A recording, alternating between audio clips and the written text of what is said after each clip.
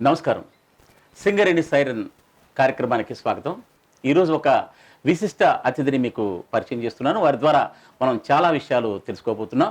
DRDO senior scientist Shri Veerabrahmam గారితో plastic భూతం వల్ల ప్రపంచానికి చాలా హాని కలుగుతున్న నేపథ్యంలో డిఆర్డిఓ వారు ఒక ప్రత్యేక బ్యాగుల్ని వారు రూపొందించారు.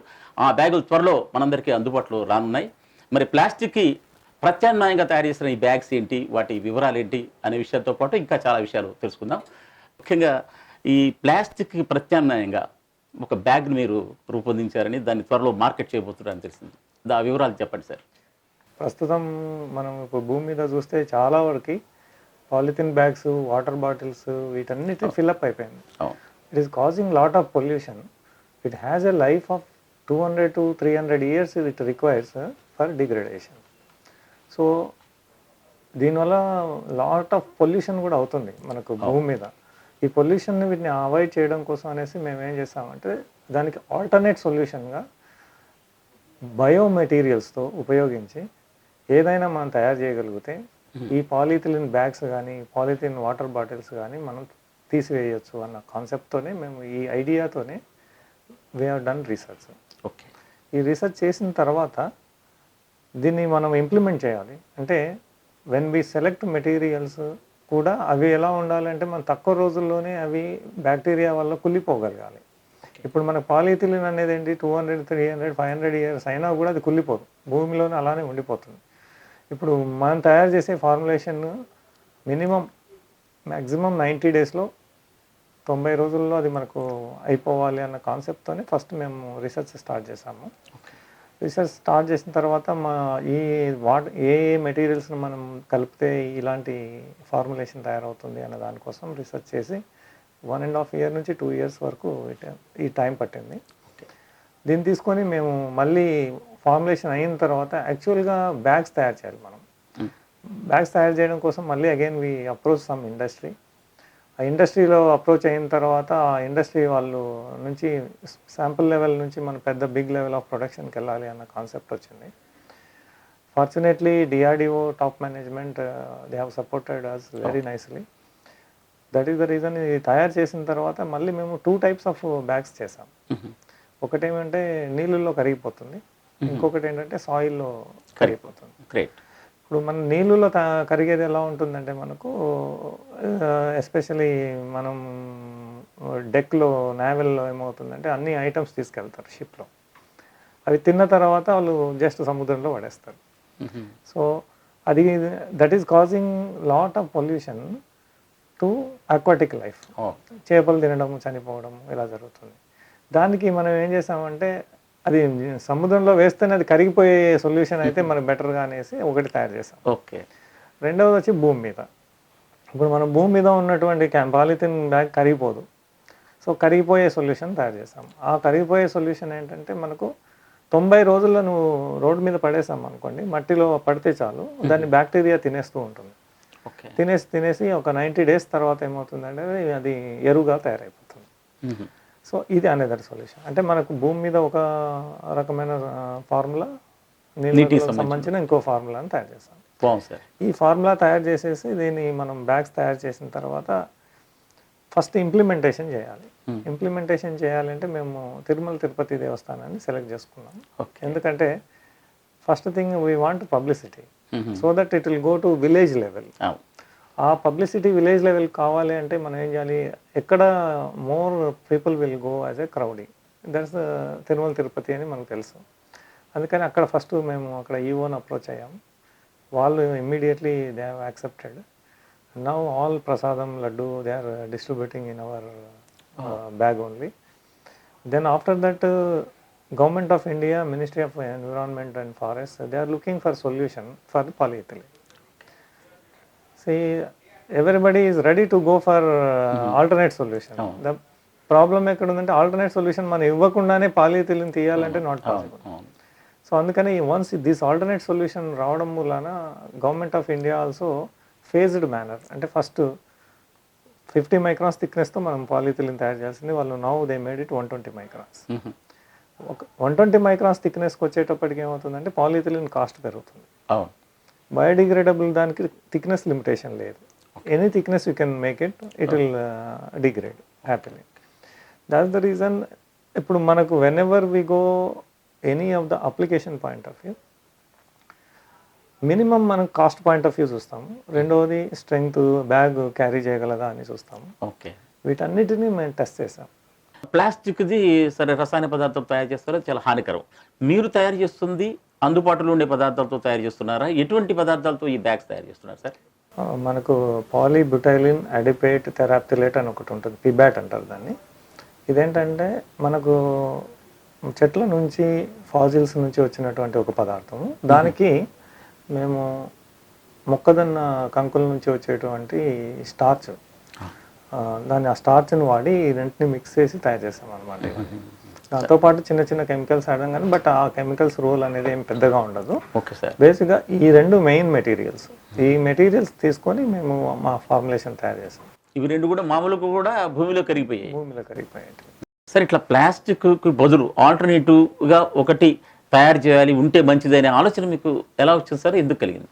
అంటే మేము మా ల్యాబొరేటరీలో మేము మిసైల్స్ రిలేటెడ్ చేసేటప్పుడు మాకు అక్కడ స్ట్రక్చర్స్ తయారు చేయడంలో మేము ప్లాస్టిక్స్తోనే కొన్ని స్ట్రక్చర్స్ చేస్తాం. ఓకే. చేసినప్పుడు మేము ఆ స్ట్రక్చర్స్ తయారు చేసేటప్పుడు ఆ కెమికల్ కాంపోజిషన్స్, ఆ ఫార్ములాస్ మాకు ఐడియా ఉంటుంది, ఏది మిక్స్ చేస్తే ఏది అవుతుంది అని ఒక ఐడియా ఉంటుంది. ఈ ఐడియాతో మేము అప్పుడప్పుడు విలేజ్లో ఈ ఆవులు చనిపోవడము, ప్లాస్టిక్ బ్యాగ్ తిని, దాని తర్వాత చేపలు చనిపోవడం, ఫొటోస్, వీడియోస్ చూసాము.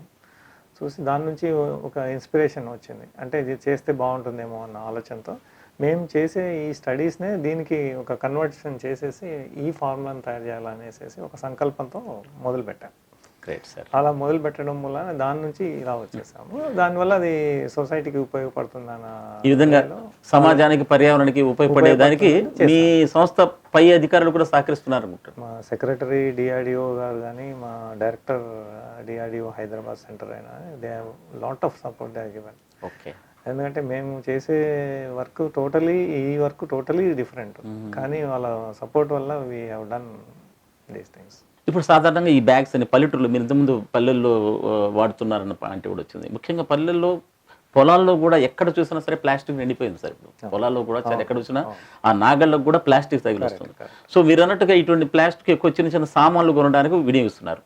ఆ స్థాయి అవి కూడా తయారు చేయొచ్చు సార్ మీరు చెప్పిన ఫార్ములా? Any small size to big size. అంటే మీరు స్మాల్ సైజ్ కిరాణా షాప్లో ఉపయోగించేటువంటి బ్యాగ్తో మొదలుకొని మీరు మొత్తం మనం గార్బేజ్ అంతా కలెక్ట్ చేసే బిగ్ బ్యాగ్ వరకు any size we can make it. Okay. సైజ్లో లిమిటేషన్ ఏమీ లేదు. We can use any size, any type of carrying purpose. Okay sir. ఇప్పుడు చూడండి, సాధారణంగా చిన్న కవర్ తీసుకోవాలంటే ₹3 కనీసం ఉంది సార్. అంటే ₹3 లేదు కాబట్టి ₹5 అంటున్నారు, లేదంటే ₹10 అంటున్నారు. ఇప్పుడు మీరు తయారు చేసిన, మీరు సూచిస్తున్నటువంటి లేదా మీ పరిశోధనలో తయారు చేస్తున్నటువంటి బ్యాగ్ కాస్ట్ ఒక 5 కేజీలు మోసేది ఎంత కాస్ట్ ఉండొచ్చు? ఒక 10 కేజీల బరువును మోయగలిగే సంచి ఎంత కాస్ట్ ఉండొచ్చు? మేము ఇప్పుడు ప్రస్తుతానికి 3 టైప్స్ ఆఫ్ బ్యాగ్స్ చేసాము. ఒకటి ₹3, ₹5, ₹8. ఓకే. బట్ ఇదే మీరు పాలిథిలిన్ దాంట్లో చూస్తే దాని కాస్ట్ వచ్చేసేసి ₹5, ₹8, ₹10. ఈ బ్యాగ్ పాలిథిలిన్ కన్నా తక్కువకే వస్తుంది. కానీ ఏంటంటే మనకు కస్టమర్ ఎవరైతే షాప్కి వస్తున్నారో వాళ్ళకి మనం ఫస్ట్ ఇనిషియల్ ఈ డ్యూరేషన్ టైంలో మనం చెప్పాలి ఇది బయోడిగ్రేడబుల్, ఇది పాలిథిలిన్ అని. ప్రజలు వీటిని వాడటానికి చాలా ఇష్టంగా ఉన్నారు సార్. కాకపోతే ఏదైనా మైక్రోన్ సైజ్ పెంచాలన్నప్పుడు ఏమవుతుందంటే ఏది అది ప్రతి కామన్ మనకు తెలియదు కాబట్టి వాడు ₹10 దంటే ఇది మంచి బ్యాగ్, గవర్నమెంట్ ఒప్పుకునేది అని చెప్పేసి మనకు అంటగడుతున్నారు. ఈవెన్ పెద్ద పెద్ద షాపులు కూడా అంటగడుతున్నారు. ఇది మీది మంచి ఆల్టర్నేటివ్. దీన్ని అంటే పెద్ద ఎత్తున తీసుకురావాలంటే మీకున్న వ్యూహం ఏంటి, మీకున్న ఆలోచన ఏంటి? మేము ఈ వ్యూహంలోనే ఒక భాగం ఏంటంటే మేము ఎక్కడ నుంచి ఆర్డర్స్ వస్తే ఎవరివేర్ ఇది స్ప్రెడ్ అవుతుంది అన్న పాయింట్ ఆఫ్ వ్యూలో థింక్ చేసాము. Okay sir. థింక్ చేసి first ministry of environment and forest meet అయ్యాము. తర్వాత NITI Aayog. So means it is connected to prime minister office. So కాబట్టి మేము నీతి ఆయోగ్కి అప్రోచ్ అయ్యి అక్కడ ఇది we have made this one అని ఎక్స్ప్లెయిన్ చేసాం. చేసిన వెంటనే they are given directions to around 65 ministries across the country. Great. So that is the first success we had it. Because see, once 65 ministries means more or less they are under cover of entire umbrella of the country. Yes, country. So that's the first step we have taken to spread this product. From there again we are planning to go for local shopkeepers also to అక్కడికి వెళ్ళాలి sir give this ప్రధానంగా ఎక్కడికి వెళ్తే సాధారణ మనిషి వాడే అవకాశం Second thing, one more thing we have taken is, this is in the government side. Um. Coming to private side, now whatever may be the MSME, small companies which are producing polyethylene, అవును. if polyethylene is removed from the country also, they can use this on the same equipment, they can make this bag. Okay. Same equipment వాడొచ్చు. Same equipment. హైదరాబాద్లోని కొన్ని వందల పరిశ్రమలు ఉన్నాయి sir That is the reason, now once we give this technology to that small companies, sir ఫ్యూచర్లో ఇంకా same bags అన్నీ కూడా very normal kirana shop also it will go. That is our aim of this. Sir మీరు మినిస్ట్రీకి ఇచ్చినటువంటి ఆదేశానుసారం మాకు కూడా సమాచారం వచ్చింది సార్ సింగరేణి నుంచి కూడా మీకు మంచి స్పందన వచ్చింది అనుకుంటున్నాను. Thank you very much and we are very happy.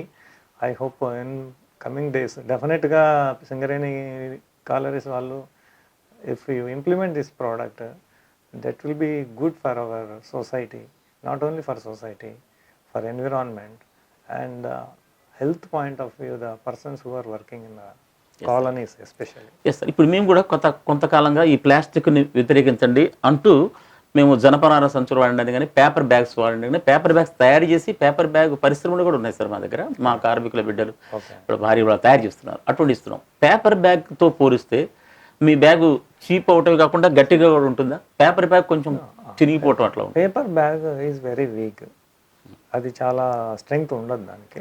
ఏమంటే మన small items we can carry in paper bag comfortably, but very ఎక్కువ వెయిట్ ఉన్న వాటిని మనం క్యారీ చేయలేం పేపర్ బ్యాగ్లో. Okay. So this will have better strength than paper bag. మీరు ఒక ప్రైవేట్ కంపెనీతో కాంటాక్ట్ అయ్యారన్నారు కదా, ఇప్పటివరకు ఎంత ఉత్పత్తి చేశారు? ఎక్కడెక్కడ? తిరుమల తిరుపతి దేవస్థానం ఒకటి. ఇప్పుడు మేము ఫస్ట్ ఇప్పుడు ఇచ్చింది వచ్చి తిరుమల తిరుపతి దేవస్థానంలో ఇచ్చాము. Now 500 tons per month they are producing and we are spreading. Now so many requests are coming from across the country. Yes, sir. So now we are giving maybe in future around, till now we got applications around 200 to 300. Okay. So once our secretary DRDO and our director ASL DRDO, we are all decided to give this technology to everybody who are coming and we will give. Okay sir. అలాగే sir ఇప్పుడు చాలా చోట్ల మేము మా paper bags అటువంటి మా దగ్గర తయారు చేస్తున్నారు, జనపనార బ్యాగ్స్.